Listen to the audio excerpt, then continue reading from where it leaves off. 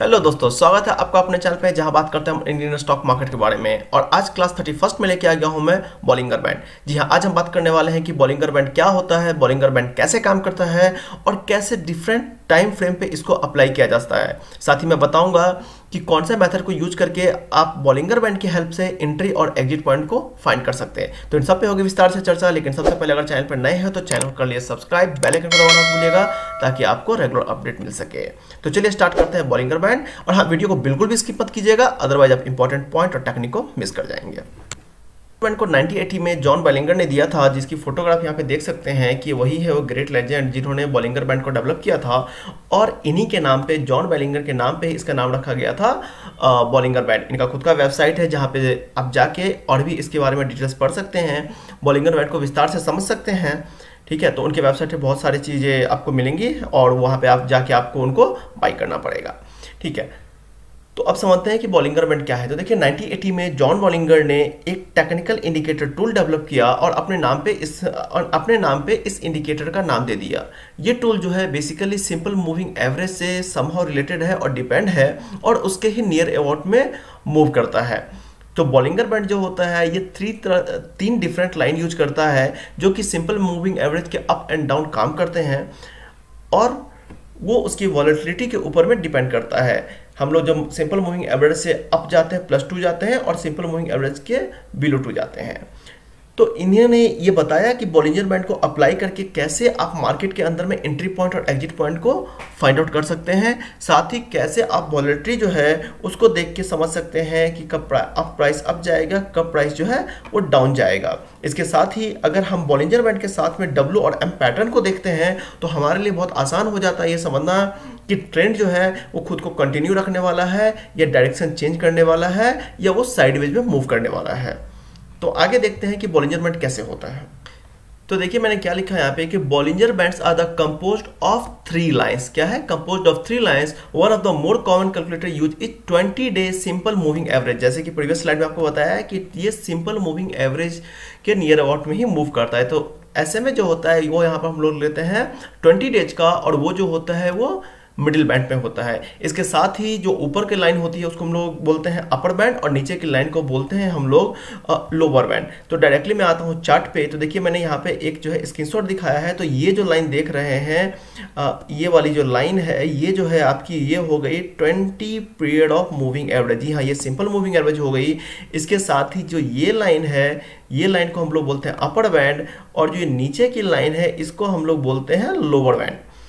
अब इसका कैलकुलेशन कैसे होता है, हालांकि आपको इस्तेमाल करने के लिए जानने की जरूरत नहीं है, बट फिर भी मैं आपको फार्मूला दिखा देता हूं कि हम लोग बॉलिंगर बैंड को कैसे कैलकुलेट करते हैं। तो देखिए जब हम लोग बात करते हैं अपर बैंड की तो उसका फार्मूला होता है मूविंग एवरेज। यहाँ पे देख सकते हैं TP, NM प्लस वैल्यू दे रखी है। अब इनका मीनिंग क्या है और लोअर बाउंड का। तो देखिए यहाँ पे जब BOLU किया गया है तो अपर बाउंड की बात हो रही है, फिर बोल्ड जो है वो लोअर बाउंड की बात कर रही है, MA जो है वो मूविंग एवरेज बता रहा है आपको, TP जो है वो टिपिकल प्राइस यानी कि high plus low plus close का एवरेज। तो ये क्या हो गया, ये TP जो है यहाँ पे ये एक एवरेज हो जाता है। N जो है नंबर ऑफ डे की बात की जा रही है और M जो है number of standard deviation. Number of standard deviation करने का मतलब है कि पर्टिकुलर डे में जो प्राइस के अंदर में चेंजेस आए उसको ये डिनोट करता है। तो standard deviation over last N मतलब टाइम पीरियड ऑफ TP मतलब टिपिकल प्राइस। तो कुछ दिनों के अंदर में जो प्राइस के जो चेंजेस आए उसी को हम लोग स्टैंडर्ड डेविएशन यहाँ पे डिनोट कर रहा है। तो जब भी आप चार्ट में बॉलिंगर बैंड को अप्लाई करेंगे तो कुछ इस तरह से दिखेगा, जहाँ पे बीच की लाइन जो होगी वो आपकी हो जाएगी सिंपल मूविंग एवरेज हो जाएगी, ऊपर की लाइन जो होगी अपर बैंड होगा और नीचे का लाइन जो होगा वो लोअर बैंड होगा। और ये क्या होता है कि जब ये ऊपर का लाइन जब हम लोग अपर बैंड करते हैं तो ये होता है +2 चला जाता है सिंपल मूविंग एवरेज के साथ में चेंज जो होती है, और जब हम लोग नीचे की लाइन की बात कर रहे हैं तो ये क्या होता है -2 हो जाता है अपर बैंड और लोअर बैंड में। तो इसको देखते हैं चार्ट पे अप्लाई करके कि ये कैसे काम करता है। तो यहाँ पे देखिए कि मैंने हिंदुस्तान यूनिलीवर का चार्ट ओपन कर लिया है। आपको करना है, आपको जाना है स्टडी के अंदर में, आप जो भी ट्रेडिंग टूल यूज करते हैं और वहाँ पे बस आपको टाइप करना है इस इंडिकेटर का नाम। तो हालांकि देखिए यहाँ पे आ रहा है, अगर आपको नहीं भी दिखता है तो यहाँ पे जस्ट टाइप कीजिए BOLI, ठीक है, और यहाँ पे आ गया POLL करने के बाद ही जैसे आप पहले 2 लेटर टाइप करेंगे ऑटोमेटिकली ये टूल आ जाएगा। अब यहाँ पे देखिए कि टूल तो यहाँ पे आ गया और ये देख रहे हैं कि यहाँ पे ये एक ऊपर की लाइन जो है, यहाँ पे एक ऊपर एक लाइन बन रहा है, एक लाइन जो है वो नीचे बन रहा है, बीच में बन रहा है, और एक लाइन ये नीचे बन रहा है। मतलब ये जो है ये आपका हो गया क्या, ये हो गया आपका सिंपल मूविंग एवरेज। जी हाँ, ये SMA हो गया, ये हो गया आपका अपर बैंड और ये हो गया आपका लोअर बैंड। तो ये इस तरीके से चार्ट पे काम करता है। अगर आपको देखना है कि ये टाइम फ्रेम कौन सा लिया है तो आपको कुछ नहीं, यहाँ पे जाइए और राइट क्लिक कीजिए तो आएगा एडिट सेटिंग। एडिट सेटिंग करेंगे तो यहाँ पे आप देख सकते हैं कि बॉलिंजर बैंड जो पीरियड जो है, मैंने हमेशा ये किया तो 20 डेज, और ये बेस्ट है। 20 डेज का जो पीरियड होता है ये बेस्ट होता है, हमेशा डिफॉल्ट के साथ ही जाना चाहिए, बाकी आपकी अपनी चॉइस है, बट बेस्ट रिजल्ट आपको 20 डेज पीरियड के साथ मिलेगा। यहाँ पे स्टैंडर्ड डेविएशन जो है 2 है, इसमें भी डिफॉल्ट के साथ चाहिए। साथ ही आप देख सकते हैं टॉप बैंड भी यहाँ पे ब्लैक है। यहाँ पे देख सकते हैं कि आप जो है बॉलिंगर बैंड जो है बीच का SMA सिंपल मूविंग एवरेज जो है वो भी जो है ब्लैक है, और ये जो देख रहे हैं बॉटम यही ब्लैक है। इसका कलर जो चाहे वो आप चेंज कर सकते हैं अपने हिसाब से, तो ये डिपेंड करता है कि आप किस तरह से कंफर्टेबल हैं। तो आपको क्या करना है कि आपको जाना है हमेशा डिफॉल्ट सेटिंग के साथ ही जाना है आप जब इंट्राडे ट्रेडिंग के लिए जा रहे हैं। तो अब देखिए ये देख रहे हैं कि अक्सर ये कहा जाता है बॉलिंजर बैंड में कि जब कभी भी आपका जो स्टॉक का मूवमेंट है वो अपर लाइन को टच करता है तो इसका मतलब होता है कि ये क्या हो गया, ये हो गया आपका ओवरबॉट। क्या हो गया, ओवरबॉट। और जब ये नीचे के लाइन को टच करता है तो इसका मतलब होता है ओवरसोल्ड। अब बॉलिंजर बैंड के बारे में ये कहा जाता है कि जब कभी भी ओवरबॉट के एरिया को टच करता है उसके बाद डायरेक्शन रिवर्सल हो जाता है। मतलब यहाँ से क्या होगा, एक डाउन ट्रेंड चालू होगा, जैसा कि आप देख रहे हैं कि इस तरह से नीचे आ रहा है। और जैसे ही ओवरसोल्ड एरिया को ये टच करेगा फिर क्या होगा, अप ट्रेंड चालू हो जाएगा। ठीक है, आप देख रहे हैं कि अप ट्रेंड इस तरह से जा रहा है। लेकिन क्या हमेशा इस तरह से काम करना चाहिए? जी नहीं, बिल्कुल भी नहीं। बहुत सारे समय में ऐसा होता है कि जब ये लोअर को टच करेगा तब ये ऊपर की तरफ जाएगा, जब ये हाई को टच करेगा तब ये नीचे की तरफ जाएगा। ये कई बार होता है और ये इस बीच में ही मूव करेगा। तो पहला सवाल ये आता है कि क्या सर जब हम लोग बॉलिंजर बैंड अप्लाई करेंगे तो जो हमारा टाइम फ्रेम के लिए जो कैंडल है क्या इस चार्ट के बाहर जाएगा? तो आंसर है हाँ, जी हाँ, ये जाएगा, लेकिन बहुत ही जल्दी वो उसके अंदर आ जाएगा, वापस आ जाएगा। देखिए यहाँ पे ऊपर गया, क्रॉस किया, इसका मतलब था कि ओवरबॉट का इंडिकेशन दिया। यहाँ पे इन्होंने क्या ओवरबॉट का इंडिकेशन दिया और देखिए डायरेक्शन क्या हुआ, यहाँ से नीचे आना चालू हो गया। इसके साथ ही अगर मैं बोलूँ, या आप पूछ सकते हैं कि सर जब ये नीचे आता, नीचे जब ये आएगा तो इसको हम लोग बोलेंगे ओवरसोल्ड, और फिर अगर ये बाहर आ जाता है तो इमीडिएटली फिर उसके बाद वो अंदर आने की कोशिश करेगा और डायरेक्शन यहाँ से रिवर्सल हो जाएगा। तो ये तो बहुत ही सिंपल तरीका हो गया जब आपको समझ में आ जाए कब मुझे बाई करना है और कब मुझे सेल करना है। लेकिन क्या हमेशा ऐसा होगा? जी नहीं, हमेशा ऐसा नहीं होगा, इस बात को ध्यान देना है। तो इस केस में आपको 2 चीज़ों को देखना है। देखिए जब भी अगर वो ऊपर की तरफ जा रहा है और सिंपल मूविंग एवरेज लाइन जो है, अगर ये SMA लाइन है, यहाँ तक इसको अगर as a resistance support use कर रहा है और ऊपर वाले को रेजिस्टेंस यूज कर रहा है तो इसका मतलब है कि मार्केट में जो है स्ट्रॉन्ग अप ट्रेंड है। अब यहाँ से देखिए, यहाँ पे डायरेक्शन रिवर्सल हुआ क्योंकि यहाँ पे क्या हुआ था, ओवरसोल्ड हो गया था। देखिए अब यहाँ से ये गया, इस पॉइंट के बाद इसने यहाँ पे फिर क्या हुआ, इस पॉइंट को सपोर्ट लिया और फिर इसको टच किया रेजिस्टेंस का, फिर नीचे आया और फिर ऊपर गया, यहाँ पे इसको रेजिस्टेंस दिया, फिर नीचे आया। और ये तो आप देख रहे हैं कि ये स्ट्रॉन्ग जो है वो स्ट्रॉन्ग बुलिश ट्रेंड का इंडिकेशन दिया कि ये अप डायरेक्शन में जाने वाला है, एक स्ट्रॉन्ग इंडिकेशन मिला। आप देख रहे हो कि ट्रेंड जो है अगर आप ध्यान दें यहाँ से तो ये चलते ही जा रहा है, ऊपर चलते गया है। तो जरूरी नहीं है कि जब भी ये इस लाइन को टच करे तो उसका मतलब है कि हाँ पूरा डाउन जाएगा ही। आपको ध्यान देना है कि क्या वो सिंपल मूविंग एवरेज को क्रॉस करते हुए नीचे की लाइन तक को टच कर रहा है कि नहीं, मतलब लोअर बैंड को टच कर रहा है कि नहीं। जब वो लोअर बैंड को टच करेगा तब यह इंडिकेशन देगा कि अब डायरेक्शन यहाँ से जो है वो रिवर्स होने वाला है। मगर इसके साथ आपको ये भी देखना है कि जिस तरह से यहाँ पे आप देखिए कि ये अप ट्रेंड में जा रहा है, सिमिलरली क्या हो सकता है कि इस लाइन का रेजिस्टेंस लेके कुछ इस तरीके से भी हो सकता है। ठीक है, ये नीचे, तो इसका मतलब हुआ कि अभी जो है ये स्ट्रॉन्ग डाउन ट्रेंड का इंडिकेशन है। तो इन दोनों चीज़ों को आपको ध्यान देना पड़ेगा। तो इसका एग्जांपल देख रहे हैं कि यहाँ पे क्या है, ये इस पॉइंट को एज ए रेजिस्टेंस यूज कर रहा है, एज ए रेजिस्टेंस यूज कर रहा है। अगर मतलब मैं यहाँ से एक लाइन ऐसे ड्रॉ कर देता हूँ तो ये एक स्ट्रॉन्ग रेजिस्टेंस के डिफरेंट डिफरेंट पॉइंट जो है वो यूज कर रहा है। और यहाँ पे देखिए तो ट्रेंड क्या है, ये स्ट्रॉन्ग अप ट्रेंड में जा रहा है।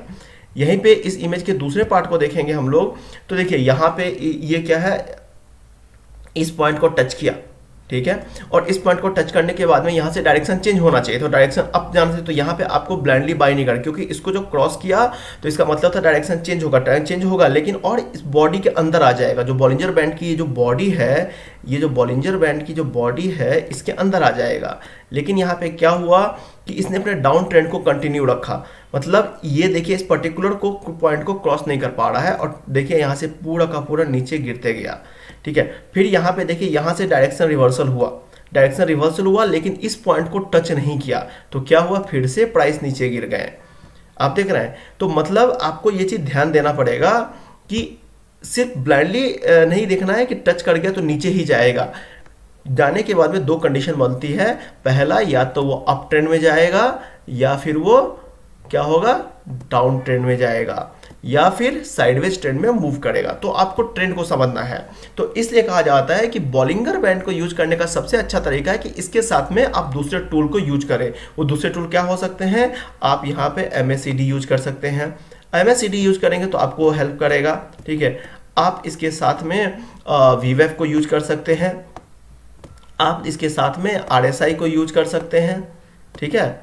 आप यहाँ पे RSI को यूज कर सकते हैं, और इसके साथ कुछ और टूल भी है जो आपको आएंगे। इन सब पे वीडियो मैंने बना रखा है, ये कैसे काम कर सकता है आप जाके देख सकते हैं। तो चलिए अभी हम लोग क्या काम करते हैं इसमें, कि हम लोग इसके अंदर में अप्लाई कर देते हैं MACD और देखते हैं कि हमें कुछ और बेटर रिजल्ट मिलता है कि नहीं। तो मैं फिर से जाऊँगा स्टडी के अंदर में, और मैं यहाँ पे टाइप करता हूँ MACD। जरूरी नहीं है कि आप MACD अप्लाई, आप जो है वो कोई दूसरे टूल भी अप्लाई कर सकते हैं, ठीक है। अब देखिए यहाँ पे कि यहाँ पे देखिए यहाँ पे क्या था, MACD लाइन ने सिग्नल लाइन को क्रॉस किया। तो यहाँ पे देखिए यहाँ पे क्रॉस किया, तो आप अगर इस पॉइंट पे देखिए तो आपको यहाँ से सीधा समझ में आ जाता बॉलिंजर बैंड के अंदर कि देखो भाई यहाँ पे ये टच हो रहा है, लेकिन ये यहाँ से डाउन ट्रेंड जाने वाला है। और देखिए क्या हुआ, ये यहाँ तक गया और इसने यहाँ पर गया। आपको पता है मैंने बोला जब ये इसको क्रॉस करता है लोअर बैंड या अपर बैंड को, तो डायरेक्शन चेंज होने का इंडिकेशन मिलता है। लेकिन ये इंडिकेशन आपको कौन सपोर्ट किया, यहाँ पे आपको MACD ने समझने में सपोर्ट किया। तो इस पर्टिकुलर पॉइंट पे आप देखिए कितना जंप आया, लेकिन देखिए बहुत ही छोटा सा कर्व बना। और इसके साथ ही हिस्टोग्राम, जो ये हिस्टोग्राम लाइन देख रहे हैं, हिस्टोग्राम ने भी आपको हेल्प किया कि बहुत ही जल्दी ये चेंज होने वाला है। तो आप देखिए इस पॉइंट पे फिर से हो, और यहाँ पे देखिए कितना क्लियर इंडिकेशन मिला, और यहाँ से आप क्लियर हो गए कि डायरेक्शन जो है वो अप जाने वाला है। और ये देखिए कितना अच्छा मूवमेंट आया है, ठीक है। अब यहाँ पे देखिए तो सिग्नल लाइन और MACD लाइन के बीच में बहुत छोटा सा गैप है, तो आपको ये क्लियर हो गया कि बहुत ही ज़्यादा जो है इसमें मूवमेंट नहीं आएगा, ये बहुत ज़्यादा वॉलेटाइल नहीं है, ये नीचे वाले लाइन को टच नहीं करेगा। तो ये क्या है, स्ट्रॉन्ग अप ट्रेंड का इंडिकेशन है। देखिए थोड़ा सा डिप आ रहा है और ऊपर जा रहा है, तो यहाँ पे आपको एक इंडिकेशन मिला। अब इसको मोर एक्यूरेट बनाने के लिए आप दो और चीज़ों को समझ सकते हैं जो कि हेल्प करेगा। वो होते हैं दो तरह के पैटर्न, एक होता है M और दूसरा होता है W। यानी कि इसको बोलते हैं हम लोग double top and double bottom. जी हाँ, क्या बोलते हैं हम लोग, डबल टॉप और डबल बॉटम। आपको चार्ट के अंदर ढूंढना है डबल टॉप कहाँ पे बन रहा है, डबल बॉटम कहाँ पे बन रहा है, और उसके बाद में आपको करना है यूज। अब ये देखिए वो कैसे हो सकता है, ये आपको ढूंढना पड़ेगा चार्ट के अंदर में, और फिर आपको आइडिया मिलेगा। अब यहाँ पे देखिए अगर तो मैं इस तरह से कर सकता हूँ कि एक ये रहा और ये देखिए, तो यहाँ पे आप देखिए तो आपका क्या होगा, यहाँ पे ये डबल बॉटम बना, इंग्लिश लेटर W की तरह यहाँ पे बन गया। अगर ये इस पॉइंट को जैसे ही क्रॉस किया तो इसका मतलब हुआ इसे मजबूती के संकेत थे, और डायरेक्शन देखिए यहाँ से क्या है वो ऊपर चला गया। आपको इस तरह से ढूंढना है। यहाँ पे देखिए तो एक ये रहा, ये गया और ये गया। तो यहाँ पे भी देख सकते हैं आप, मैं इसको अलग कलर से कर देता हूँ, समझने में आसानी होगी कि आप देखिए अभी मैं इसको ब्लू से करता हूँ कि अगर मैं इस तरह से आप देख सकते हैं कि ये इसका साइज और शेप कुछ भी हो सकता है। इवन अगर मैं दूसरा देखना चाहूँ तो आप देखिए कि यहाँ से इसको मैं ऐसे भी कर सकता हूँ कि ये और कुछ इस तरह से गया। तो अब ये डबल टॉप और डबल बॉटम आपको बन रहा है, तो ये आपको ढूंढना पड़ेगा कि कहाँ पे क्या बन रहा है। ये देखिए, अगर मैं देखिए यहाँ पे एक्चुअली ये एम बन रहा है, तो यहाँ पे क्या हो गया, ये आपका डबल टॉप हो गया। ठीक है, तो डबल टॉप हो गया, तो आपको डबल टॉप डबल बॉटम ढूंढना है। अब होता क्या है कि जब आपके अगर डब्लू बनते हैं, ठीक है, आप इसको ले लीजिए ए और यहाँ पे ले लीजिए बी। जब भी दो बार ये इस लाइन इस तरह का बॉटम बने, ओके, और उसके बाद में अगर वो इस पॉइंट को क्रॉस कर जाता है, तो ये डायरेक्शन रिवर्सल में एक स्ट्रॉन्ग बुलिश ट्रेंड का इंडिकेशन देता है, मतलब मार्केट ऊपर की तरफ जाएगा। ठीक है, अब देखिए, अगर मैं बोलूँ कि आप जब डबल टॉप बनता है, अभी डबल बॉटम देखा आपने, अगर डबल बॉटम बनता है तो वो एम बनेगा। अब इसकी पोजीशन ऊपर नीचे थोड़ी सी हो सकती है, चार्ट में आपको देखना पड़ेगा, आप मल्टीपल चार्ट पे डिफरेंट टाइम फ्रेम पे लगा के देखिए। तो ये हो गया आपका ए और यहाँ पे हो गया आपका बी, यानी कि मैं इस पॉइंट की बात कर रहा हूँ और इस पॉइंट की। जैसे ही इस पॉइंट को क्रॉस करेगा, तो ये पॉइंट जैसे क्रॉस करने के बाद में ये देगा स्ट्रॉन्ग डाउनवर्ड, मतलब प्राइस जो है वो नीचे जा रहा है, स्ट्रॉन्ग डाउनवर्ड जाने का इंडिकेशन देगा, मतलब यहाँ पे आपको सेल के लिए जाना है। तो आपको चार्ट के अंदर में डबल टॉप और डबल बॉटम को भी ढूंढना है और फिर आपको समझना है। तो ये इन दोनों चीज़ों का, डबल टॉप डबल बॉटम का ध्यान रखेंगे तो आपको क्या होगा, बॉलिंगर बैंड बहुत अच्छा रिजल्ट देगा, साथ ही में एंट्री और एग्जिट करने में हेल्प देगा। इसके साथ ही MACD या किसी और इंडिकेटर जो आपको अच्छे से समझ में आता है, अगर आप उसका इस्तेमाल करेंगे तो आपको जो है रिजल्ट जो है वो काफ़ी बेटर मिलेगा। अब जैसे मैंने आपसे कहा कि यहाँ पे देखिए, यहाँ पे आप देखेंगे ध्यान से, तो ये देखिए, ये आप देख सकते हैं कि यहाँ पे क्या हुआ कि डबल टॉप बना, तो एक ये पॉइंट आपका टॉप बन गया, डबल पॉइंट टॉप ये बन गया। और अगर मैं कहूँ तो देखिए, ये जो है, अगर ये इसका क्या था, ये सपोर्ट था, तो इसने इस सपोर्ट को यहाँ पे ब्रेक कर दिया, तो क्या हुआ, प्राइस यहाँ से नीचे गया है। ठीक है, तो ये चीज़ों को आपको ढूंढना है। आप अलग अलग चार्ट पे देख रहे हैं, तो सिर्फ कभी मत सोचिएगा कि अगर ऊपर वाली लाइन को, अपर बैंड को टच किया है तो सीधा नीचे जाएगा, और नीचे वाली लाइन को टच किया तो ऊपर जाए, ये होगा।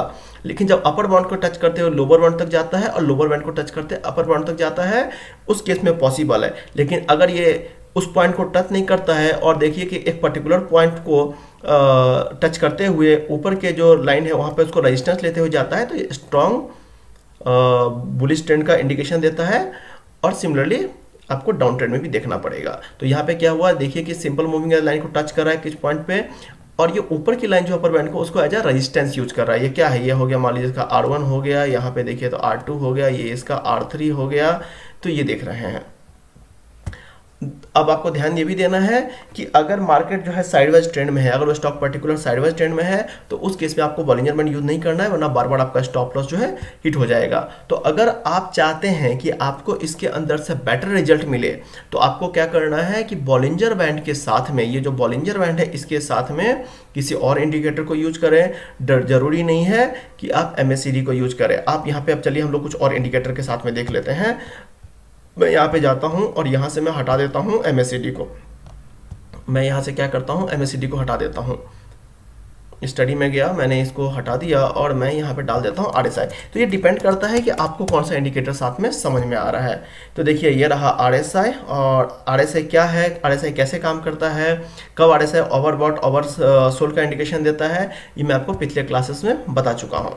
तो आपको ये देखना पड़ेगा कि भाई ये कब जो है ओवरबॉट में जा रहा है, कब जो है ओवरसोल्ड में जा रहा है। तो आप देखेंगे इस पॉइंट पे नियर अबाउट ये 80 के पास में पहुंच चुका था, तो समहाउ ये ओवरबॉट जोन में जा रहा था। अब कैसे RSI काम करता है, वीडियो का लिंक मैंने दे रखा है, आप जाके देखिए। फिर आप यहाँ पे देखेंगे तो ये क्या होगा कि देखिए यहाँ नियर अबाउट ये 40 के पास में आ चुका है, या उससे भी नीचे आ चुका है। तो इस तरह से, और देखिए उसके बाद क्या हुआ, डायरेक्शन रिवर्स हुआ, तो यहाँ से ऊपर गया है। तो आप डिफरेंट इंडिकेटर चार्ट में अप्लाई कीजिए और उसके बाद में देखिए। अब आपका सवाल है कि सर हमको कैसे समझ में आएगा कि कब जो है वो M बन रहा है और कब जो है वो W बन रहा है। जैसे यहाँ पे देखिए तो ये एक तरह का W का फॉर्मेशन हो गया, आप देख रहे हैं ना, ये क्या हो गया आपका डबल बॉटम हो गया। ठीक है, यहाँ पे दो बॉटम हुआ और इसके बाद देखिए क्या हुआ, प्राइस जो ऊपर भागा है, क्योंकि ये जो था कुछ इस पॉइंट पे था, तो इसको क्रॉस किया और प्राइस जो है देख रहे हैं कि कैसे ऊपर भागा है। तो इस तरह से ढूंढना। अब सवाल आता है कि सर हमको ऐसे समझ में नहीं आ रहा है कि हम लोग डबल टॉप डबल बॉटम यानी W और M कैसे ढूंढें।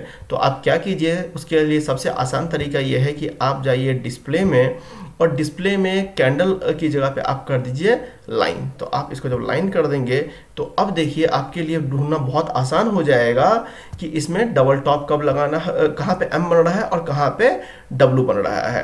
तो देखिए जैसे अब यहाँ पे देख सकते हैं आप, ये देखिए दिख गया आपको एम, देखिए बहुत आसानी से आपको एम दिख गया। यहाँ पे देखिए आपको एक एम दिख गया। तो इस तरह से आप जो है वो ढूंढ सकते हैं, ठीक है। आपको एम भी दिखेगा, डब्ल्यू भी दिखेगा। यहाँ पे देखिए आप, ये देखिए, और इसको एक बड़ा सा मान लेते हैं तो मैं कलर चेंज करता हूँ तो देखिए यहाँ पे एक और दिख जाएगा, एक ये ले लीजिए, ये गया और ये देखिए इससे आ गया। तो मतलब आप देखिए डिफरेंट कैंडल के हिसाब से और टाइम फ्रेम आप देखेंगे तो आपको ये मिलेगा, आपको एम भी मिलेगा, डब्ल्यू भी मिलेगा। तो आपको समझ में आ जाएगा कि कब ये सपोर्ट ले रहा है, कब रेजिस्टेंस ले रहा है, कब इस पॉइंट को ब्रेक कर रहा है और नहीं। और जैसे ब्रेक करेगा तो आप समझ जाएंगे कि डायरेक्शन रिवर्सल का इंडिकेशन मिल गया है, अदरवाइज वो अपने आप को कंटिन्यू रखेगा। तो आपको समझ में आ गया होगा कि बॉलिंजर बैंड क्या होता है, कैसे काम करता है। तो आप जो है बॉलिंजर बैंड को जाके देखिए, अगर एम और डब्ल्यू ढूंढने में दिक्कत आ रही है तो आप इस तरह से कैंडल पैटर्न को चेंज करके लाइन में कर दीजिए, तो आपको आसानी होगी समझने में। इसके साथ ही अगर आपके कोई भी क्वेश्चन है तो आप अपने क्वेश्चन को पूछ सकते हैं कमेंट सेक्शन में, वहाँ से आपको आंसर दूंगा। इसके साथ ही आप मुझे ट्विटर, इंस्टा, लिंक्डइन पे फॉलो कर सकते हैं, अपने क्वेश्चन वहाँ ही पूछ सकते हैं। इसके साथ ही आप मेरे टेलीग्राम चैनल को ज्वाइन कर लीजिए, जहाँ मैं रेगुलर मार्केट से रिलेटेड हर न्यूज़ और अपडेट देते रहता हूँ। तो बस वीडियो अच्छा लगा तो वीडियो को दोस्तों के साथ शेयर कीजिए, अपने रिश्तेदारों तक पहुँचाइए ताकि वो भी इसको सीख सके, समझ सके। Stay tuned, thank you.